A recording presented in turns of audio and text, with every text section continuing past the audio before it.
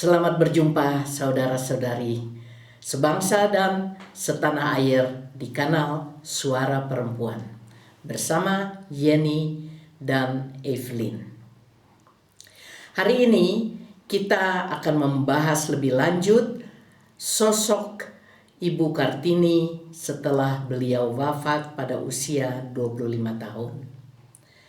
Dan semua akan diperjelas oleh Mbak Yeni. Mbak Yeni. Terima kasih. Oke. Jadi Kartini kan meninggal 25 tahun. Usia yang sangat muda sekali kan. Ya. Namun demikian Kartini meninggalkan banyak sekali tulisan-tulisan yang bisa dipergunakan untuk mengenang jasa beliau dan mencoba mencapai ide dan aspirasi beliau. Ya. Nah, siapa yang melakukan itu? Banyak sekali. Kakaknya, Kartono, suaminya, teman-temannya. Nah, yang paling terkenal itu mengenai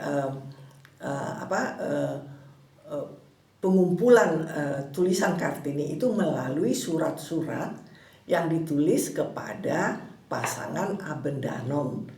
Jadi Rosa dan Jacques Abendanon itu berteman baik dengan Kartini selama 5 tahun. Nah, surat-surat yang mereka saling berkorespondensi itu jumlahnya hanya untuk satu orang itu saja ya, 130. Wow. Bukan main kan ya? Bukan main ya. Jadi dalam surat-surat itu Kartini berdiskusi, berargumentasi, dan membicarakan apa yang perlu dilakukan untuk memperbaiki dan mengangkat Mainvolk, dia bilang. Bangsanya. Ya, Bangsanya. kita. Ya, Jadi, ya. nah, terus dijelaskan. Nah, surat-surat Kartini itu yang diarahkan kepada pasangan Abendanon itu diseleksi yang jelas mencerminkan cita-cita Kartini, kemudian dibundel, dikumpulkan menjadi buku. Nah, buku itu diberi judul oleh Abendanon, namanya Door Duisternis tot Licht. Jadi itu dalam Indonesianya, itu artinya yang kita lebih dikenal, habis gelap terbitlah terang. wow. Jadi judul itu bukan dikarang oleh Kartini. Kartini waktu meninggal belum tahu itu judul. Ya kan? Hebat ya. Jadi itu yang kita kenalkan di Indonesia. Tapi kita mungkin nggak banyak orang tahu bahwa itu adalah terjemahan dari bahasa Belanda yang dikarang, ya, yang dipikirkan oleh pasangan Abendanon itu dengan beberapa orang lain lagi tentunya. Nah, buku itu kemudian dijual ya dan sangat laku dalam beberapa tahun. Kalau nggak salah ada beberapa herdruk, beberapa kali dicetak ulang. Nah, kemudian penjualannya, hasilnya itu dikumpulkan, dimasukkan ke Kartini Fonds. Nah, Kartini Fonds itu jadi mengumpulkan uang yang dari buku itu.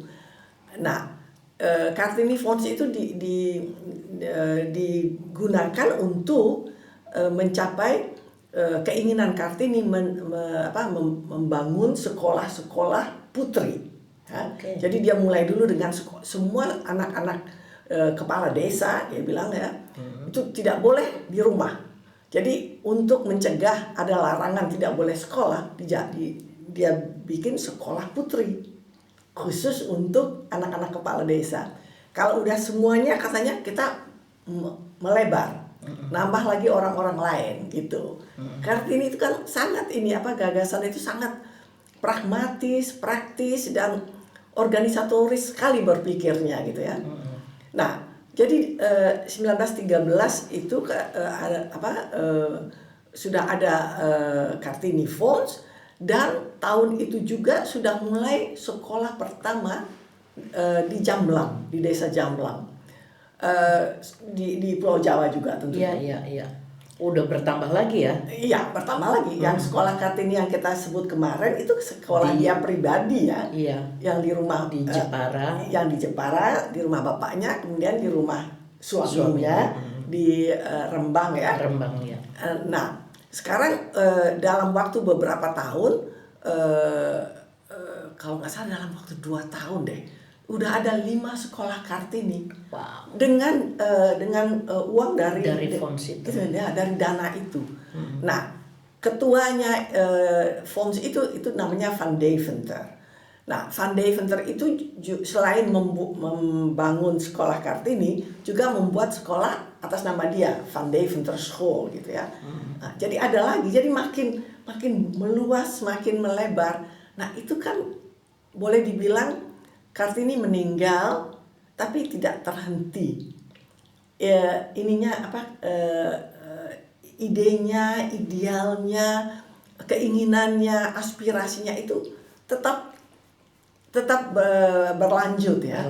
Berlangsung ya. Ya, dan padahal kan waktu dimulai sekolah pertama itu 1913, itu Kartini baru meninggal 7 tahun ya kalau gitu, kalau nggak salah ya, dari 1904 sampai 13 ya, berarti 9 tahun. Iya, 9 tahun ya. Nah, tapi dalam 2 tahun kemudian udah ada 5 sekolah ya. Wow. Dan juga jangan lupa Kartini itu meninggalkan tulisan-tulisan itu bukan publikasi ya. Dia menulis beberapa kali ke majalah, tapi itu hanya sebagian kecil.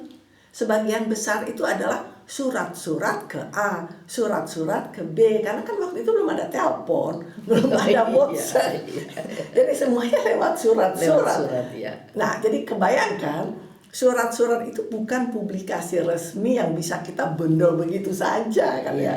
Jadi surat-surat itu harus diolah dulu supaya siap untuk dipublikasikan jadi buku, makanya lama. Dari tahun waktu selesainya itu kan baru 1913. Iya. Bukunya itu selesai dengan punya hak cipta gitu ya. Nah, kemudian setelah itu banyak lagi buku-buku yang lain dari orang-orang yang mengenal Kartini dari dekat, menyusun pengalaman dia, apa yang dia lihat, dengar, ingat dari Ibu Kartini hidup ya, dan apa ya yang khas lah, yang umpamanya yang saya bilang Kartini itu kalau bilang sesuatu itu semua orang langsung antusias gitu ya. Umpamanya tentang seni pahat, kan Jepara terkenal ya, seni pahat. Ya, waktu dia jalan-jalan melihat kerajinan itu dengan bapaknya, dia segitu kagumnya melihat, rupanya dia belum pernah ke sana. Anak bangsawan rupanya nggak ke tempat-tempat orang bekerja. Nah, kemudian dia menulis ke semua orang tentang bagusnya itu kerajinan tangan, segala. Semua membeli, semua memesan. Nah, itu pun ditulis di dalam surat-surat. Jadi surat-surat itu multifungsi gitu lah. Jadi banyak sekali fungsinya. Nah, segitu bagusnya sehingga Kartini juga pernah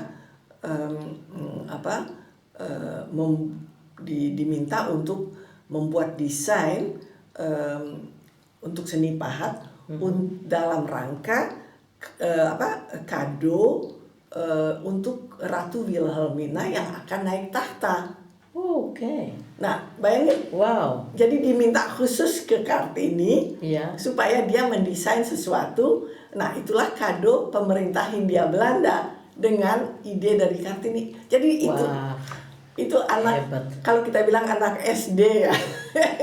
Anak SD tapi ide-idenya cemerlang sekali ya. Lebih tinggi daripada S3 kali. Wow. Ya, jadi bukan main, kita benar-benar kagum luar biasa. Dan juga yang saya baca, banyak kantor instansi pemerintahan Belanda yang di Batavia, di setiap kota-kota penting itu memesan untuk ruang kantor itu dari seni pahat Jepara itu scherm jadi ruang besar ditaruh scherm, ditaruh Iya, untuk sebagai pemisah. pemisah Ya, supaya itu ruang yang besar itu jangan terlalu besar, ditaruh scherm di sini, ditaruh bukan pintu ya. Iya, iya. Banyak itu dari Jepara. Dari Jepara. Sekarang banyak sekali rumah-rumah di Indonesia juga yang masih sampai saat ini memakai pahatan-pahatan dari Jepara. Ya memang terkenal sekali. Juga saat itu pernah ada pameran ke Belanda, ke Amsterdam. Itu karena juga idenya dari Kartini. Iya. Luar biasa. Jadi makanya saya bilang kita itu jangan hanya pikir Kartini ini pejuang perempuan gitu ya. Memang benar, tapi itu cuman sebagian dan cuman jalur masuknya karena perempuan itu punya peran kunci yang sangat besar untuk memperbaiki masyarakat. Jadi Kartini itu bahkan memikirkan ekonomi lokal kan ceritanya sekarang. Iya, betul. Iya. Kerajinan UMKM. Iya. Main zaman dulu ya. Iya. Jadi bukan main ya. Saya rasa kalau kita merayakan, mungkin istilah merayakan mungkin kurang tepat juga ya. Kalau kita mengenang jasa Kartini dengan cara melihat kepada semua usaha-usahanya, mungkin lebih banyak membantu, saya pikir. Ya, saya rasa juga begitu. Jadi kalau kita melakukan pada saat tanggal 21 April ya mengenang Ibu Kartini, kita melakukan sesuatu yang sampai saat ini belum dilakukan, belum selesai. Yang belum sempat terlaksana. Karena kan Indonesia merdeka, tentu masalahnya juga ada yang lain lagi. Nah, harus fokus juga ke sana, nggak hanya fokus masalah kualitas bangsa aja, kan juga masalah ekonomi, masalah segala macam. Tapi bukan berarti kita harus melupakan gitu loh. Iya. Jadi kalau saya boleh bilang pelajaran yang kita bisa ambil gitu ya, bahwa SD saja itu tidak masalah sebetulnya. Iya. Ya kan? Betul. Usaha yang lebih penting. Jadi setelah dia nggak sekolah, malah dia lebih aktif, malah ilmu dia lebih berkembang. Iya. Nah, kalau kita belajar dari perilaku Kartini gitu, semangatnya pantang mundur, nggak pernah menyerah, itu bukan main loh, bukan main. Dan semua tanpa dukungan organisasi, semua sendiri ya. Cuman setiap dia berurusan dengan orang, dia berusaha untuk melibatkan itu orang untuk naik lagi ke tingkat yang lebih tinggi gitu. Patut dicontoh ya. Patut dicontoh sekali, benar-benar. Saya rasa ya peringatan Hari Kartini menurut saya harus berubah dari simbolis ke substantif, ke isinya. Jadi nggak hanya beliau ini pahlawan, beliau ini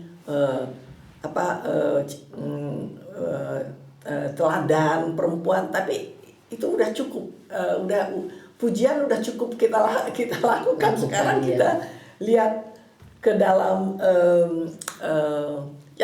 gagasan-gagasannya, apa yang udah terjadi, apa yang belum terjadi, itu. Iya, itu yang harus kita lakukan ke depannya. Saya rasa perlu sekali. Terima kasih Mbak Yani. Saudara-saudari semua, kita sampai pada akhir acara hari ini, dan semoga kita berjumpa lagi dalam acara berikutnya yang akan kita lanjutkan untuk mengenal lebih dalam lagi Kartini. Terima kasih. Terima kasih.